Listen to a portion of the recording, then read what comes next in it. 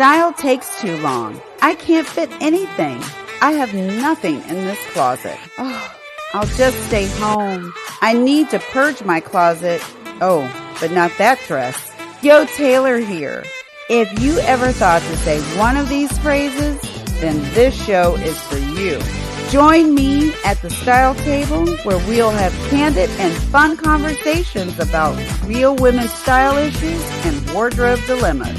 We will discuss solutions and ideas that will give you a big sigh of relief. You'll learn ways to save money, make money, and enrich the lives of others with the clothes in your closet. We're going to take the stress out of your style.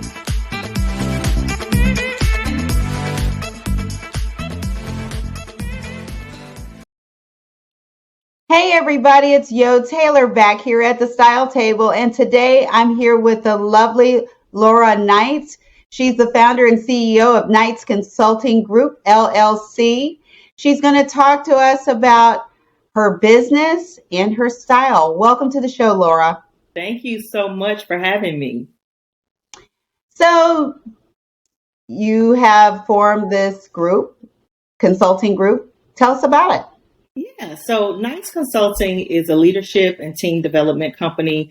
We basically work with mid-sized corporations, and through training, coaching, program development, we really help these organizations create more competent, confident leaders and high-performing teams. So our work is all about maximizing the people, which are the most important asset within organizations. And then I'm also, one of our special initiatives is Black Woman Leading. And so it's a leadership development program exclusively for Black women leaders and managers. And so it's a small group cohort where we bring those same leadership principles, but really customize it to the audience and the unique experiences of Black women professionals. And we have a podcast for that initiative as well. Oh, wow. Tell us a bit about the podcast for that initiative. Yeah, so the podcast is also called Black Woman Leading. And I like to think of it much of like this experience with you, right, of talking about the critical issues, but having a warm, loving, almost girlfriend approach to it. And so similar to our program, the podcast is based on our 3 core pillars, which is leadership development. So that's all your career development. How are you going to strategize to move forward in your career? Mental wellness and self-care. We're really big about being mentally healthy, emotionally healthy. So we have concepts about wellness from a holistic perspective, and we bring in wellness experts to teach and talk to us about that. And then our last pillar is relationship management.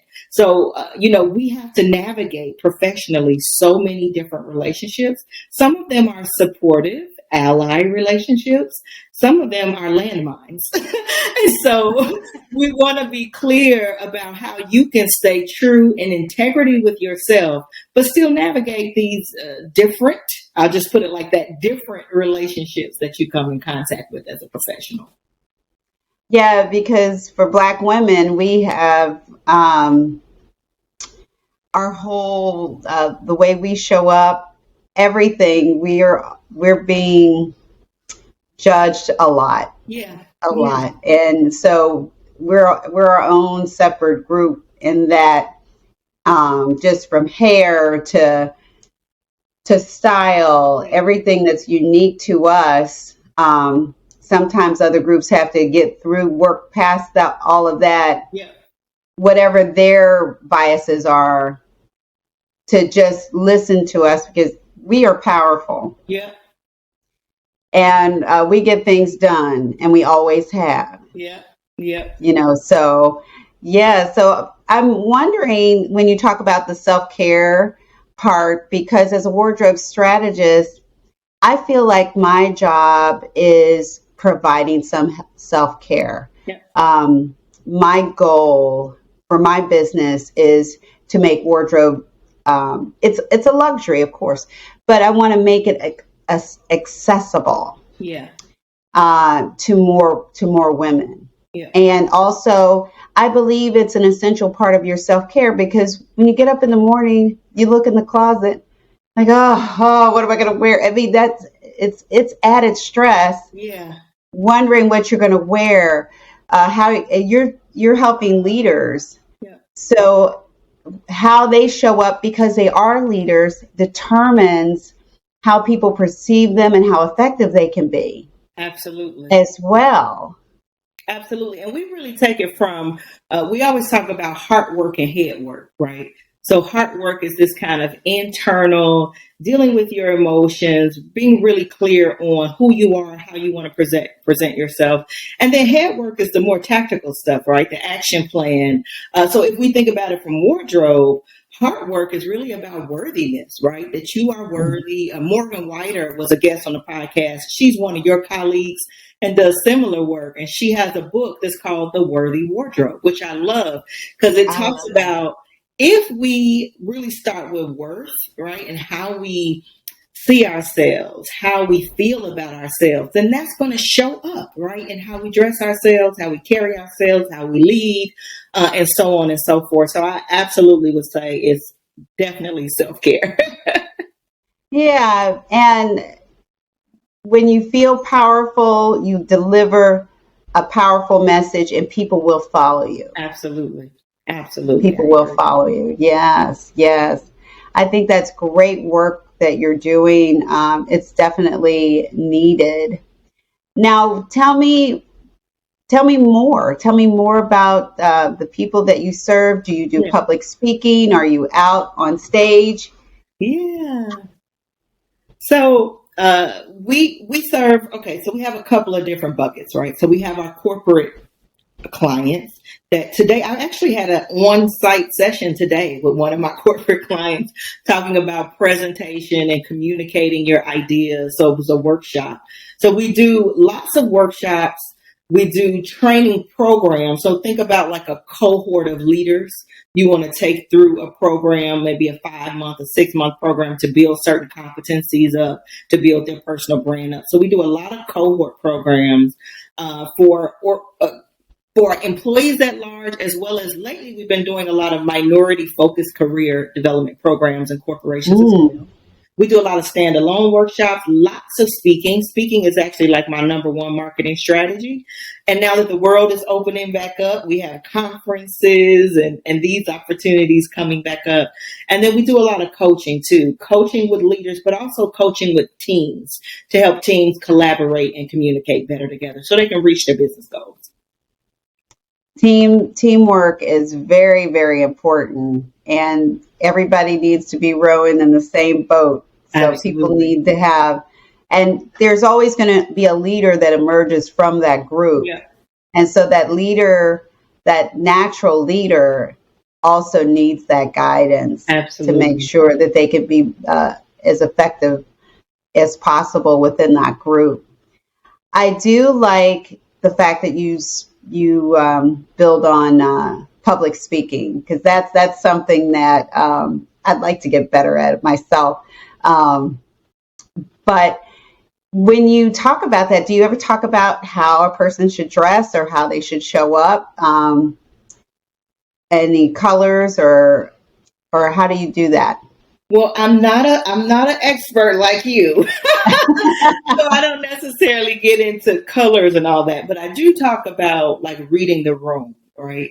So, for instance, the group that I was with today, you have a lot of young professionals. It's a IT, a tech company, so you have a lot of young professionals that are going out to the clients of the organization, which are more established. So you may have some older folks that they're working with. It's their end user as the customer. So today it came up with part of building that credibility and influence that they want to have with this client is trusting that they don't have buyer's remorse. Like when this agent comes out on behalf of this company that they've hired for the software, that they don't roll their eyes and say, oh my goodness, like who did we hire?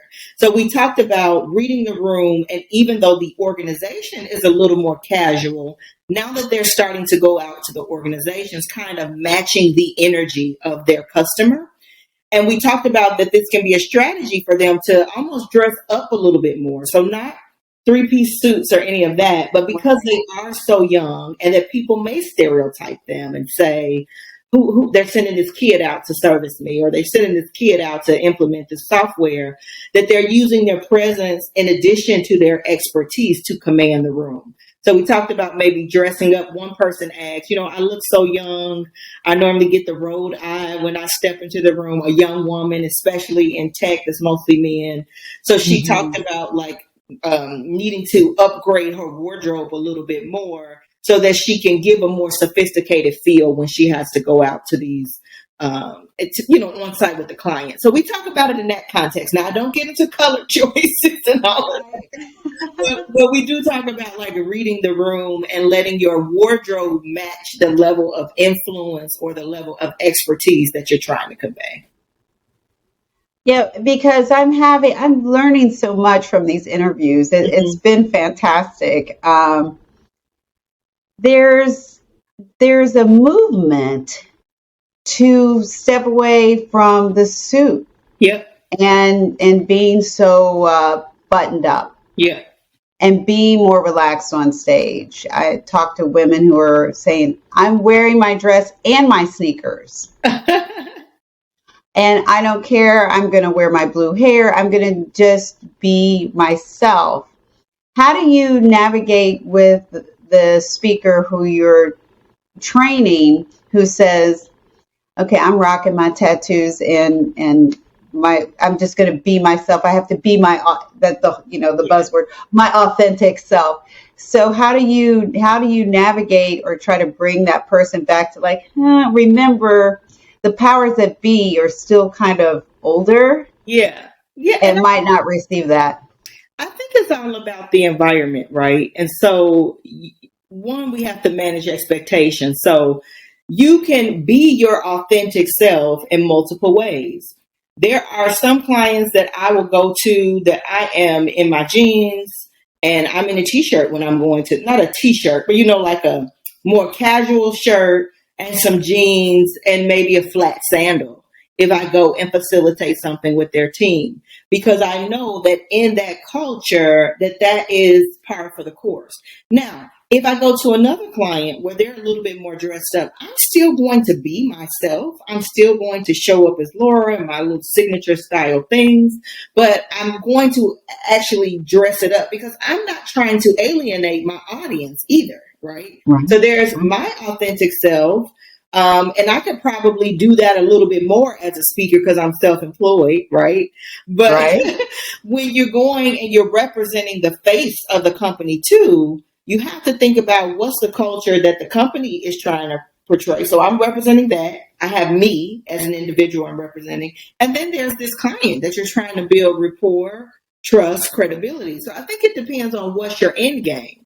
Always be yourself, but there's different levels. Like I'm myself in an evening gown if I'm going to that kind of event, but I'm myself in the jeans and the flat sandals if I'm going to that kind of event, right? So I think it's about being versatile in that way and keeping the audience in mind too. How do I build connection even with my appearance?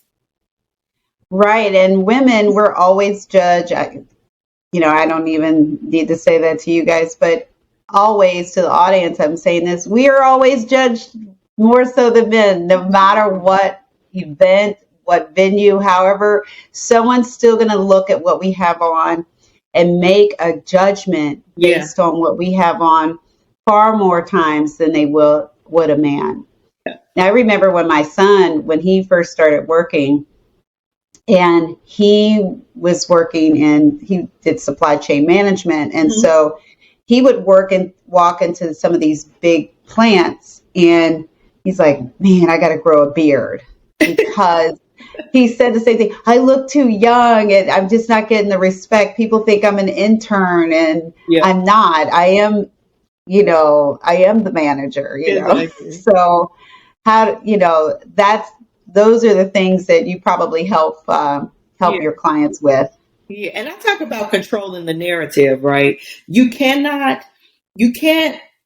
control how people are going to perceive you, stereotype you, box you in. You can't control any of that. But what you can control is how you want to be seen. So if you want to be seen as powerful, show up in your perception of powerful.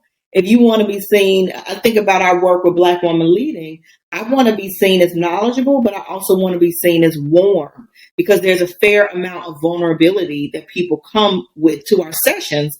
Oftentimes they're isolated. They're the only woman of color, only Black woman, only Black person sometimes in their level of leadership. And they have had to be on guard in these settings. So when you come into our home for Black Women Leading, I want you to feel like, okay, these people know what they're talking about, but man, I can also kind of let my hair down a little bit and tell the truth. So I'm going to present a very different way than if I'm going to talk to the C-suite of a very stern company and I want them to hire my firm, right? So it's about controlling the narrative. How do you want to be seen? And using everything at your disposal to influence, including your appearance.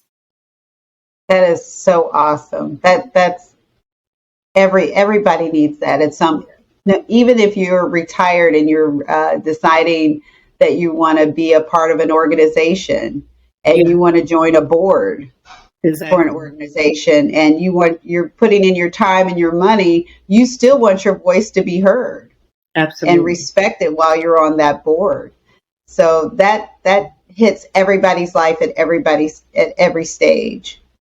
So I think what you're doing is fantastic work. Thank you. Now let's talk about your style. Ooh. So what are some of your favorite looks, colors when you go on stage? What are some of the things that you like to wear, and some of the things that you think maybe I shouldn't have worn that? Okay. That's good. I know it's a whole vortex of questions. Good. Well, I think I have an overall kind of style, right? So I like a touch of romance. So if you can see my little pearls on my shirt. I think it's beautiful. Yes. I love a touch of romance with a clean line, right? So I love a nice fitted blazer with maybe a ruffled shirt, right? So just a touch, not over the top, but just a touch of that romance, but with the clean line. I just love the juxtaposition of those two things. Another one of my signature things is glasses. So I have about 20 pairs of glasses. Yes, they're like my favorite accessory. I've been blind since I was 7.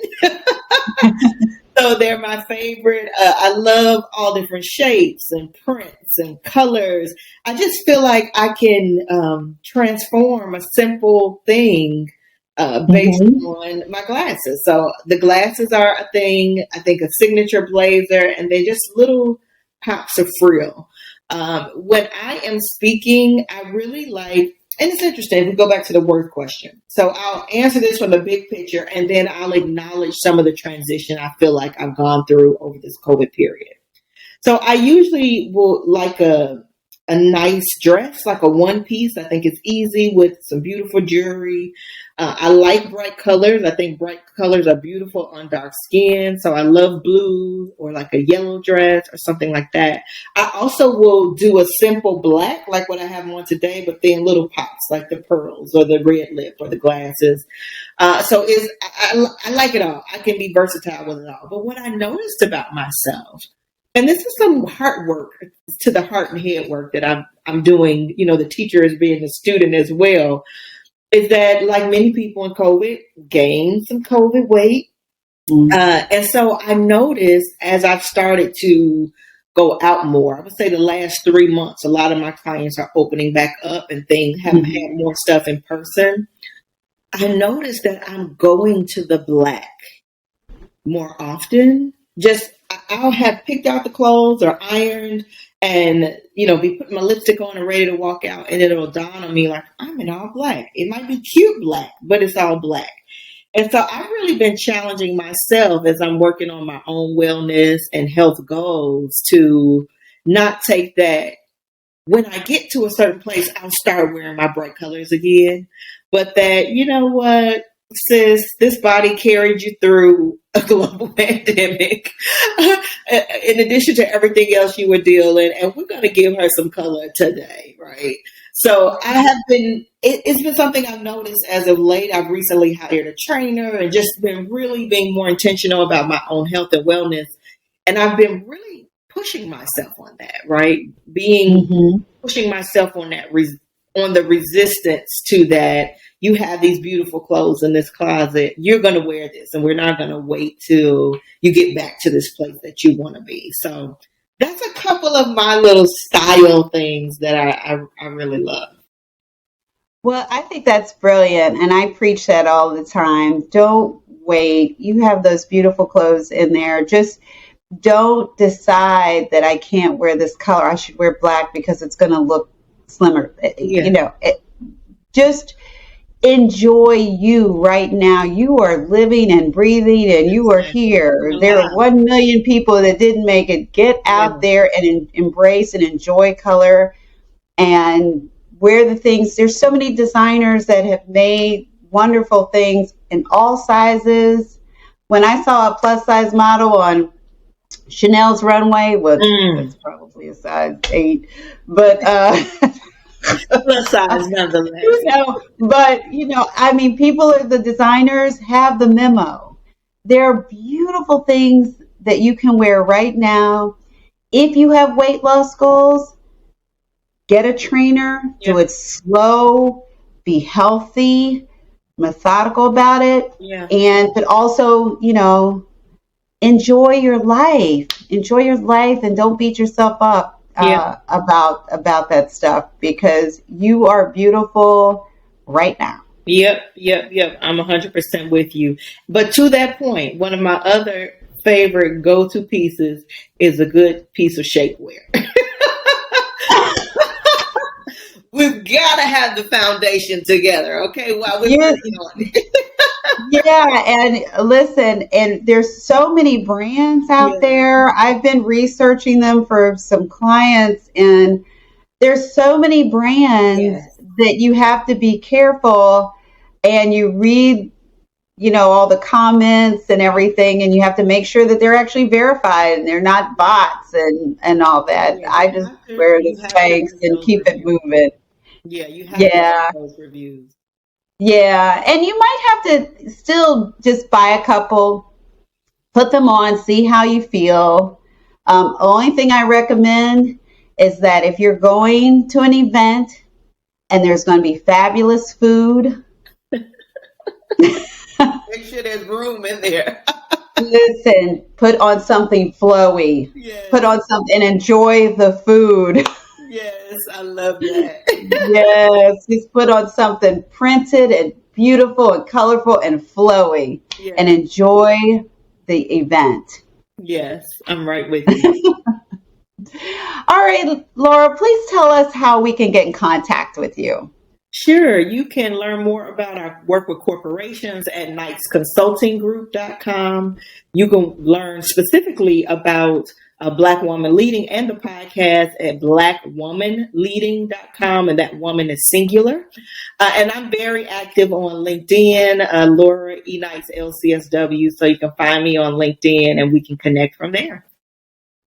Awesome. And you guys know where you can find me, Yo Taylor at thestyletable.com. I'm on LinkedIn, Instagram, Facebook, at The Style Table LLC. You can see Laura and many other fabulous ladies on At The Style Table LLC on YouTube.